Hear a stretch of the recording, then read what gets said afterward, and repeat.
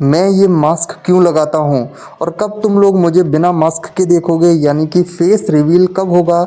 आज मैं इस वीडियो में इसी बारे में तुम लोगों से बात करूँगा।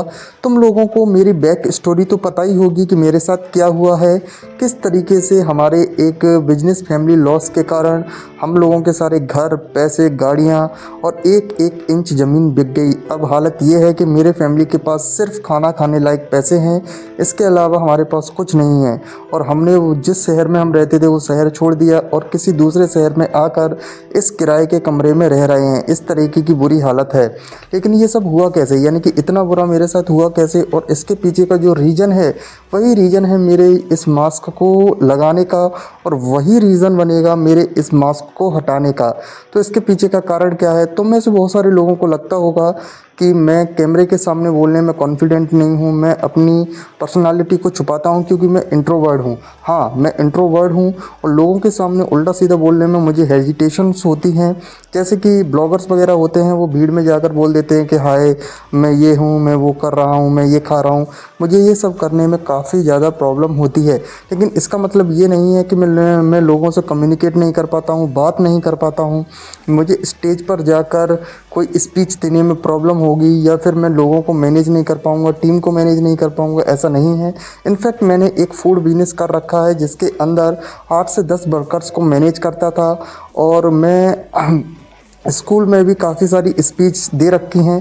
इस तरीके के कामों में मुझे हेजिटेशन नहीं होती, चाहे करोड़ों लोग मेरे सामने बैठे हों और मैं उनके सामने स्पीच या फिर कोई चीज़ समझा सकता हूं। लेकिन जहां चीज़ें पर्सनल आती हैं, जैसे कि मैं ये खा रहा हूं, हम लोग यहाँ जा रहे हैं, यानी कि जो ब्लॉगर्स वाले काम हैं, मुझे उन चीज़ों में प्रॉब्लम होती है। लेकिन मैं फिर भी कोशिश कर रहा हूँ। और हालांकि ये जो हमारा ब्लॉगिंग चैनल है, ये नॉर्मल ब्लॉगिंग चैनल नहीं है जहाँ मैं तुम लोगों को बताऊँगा कि आज हमने क्या खाया या क्या पिया।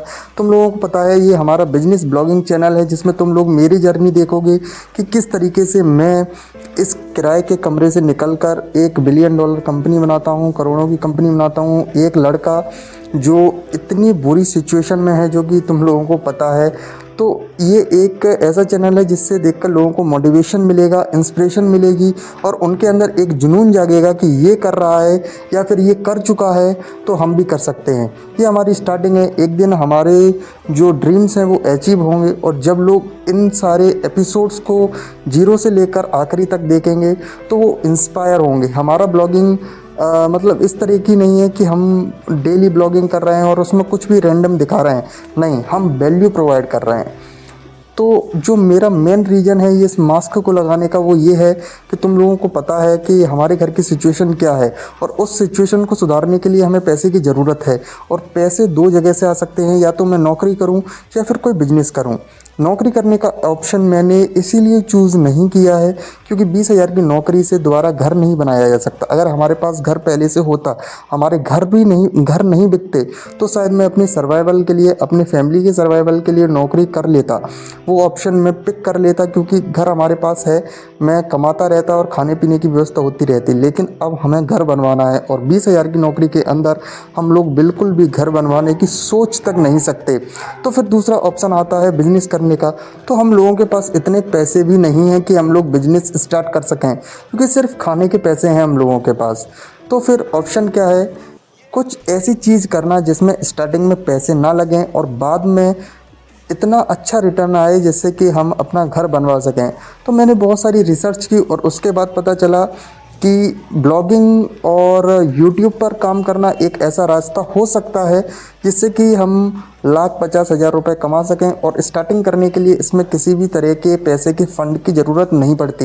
लेकिन यहाँ पर एक प्रॉब्लम थी कि अगर मैं वीडियोस बनाना स्टार्ट करूँगा तो मेरे रिलेटिव्स, रिश्तेदार के जितने भी लोग हैं, फैमिली के जितने भी लोग हैं, उनका रिएक्शन कुछ ऐसा होगा। वैसे तो ये वीडियोस ज़्यादातर लोगों के पास नहीं पहुंचेगी, लेकिन मेरे दिमाग में एक वो रहता है कि अगर ये वीडियो किसी जानने वाले के पास पहुंची तो फिर वो क्या बोलेगा कि इसके घर में इतनी प्रॉब्लम्स हैं और ये पैसा कमाने की जगह या फिर कहीं नौकरी करने की जगह इस तरीके का काम कर रहा है।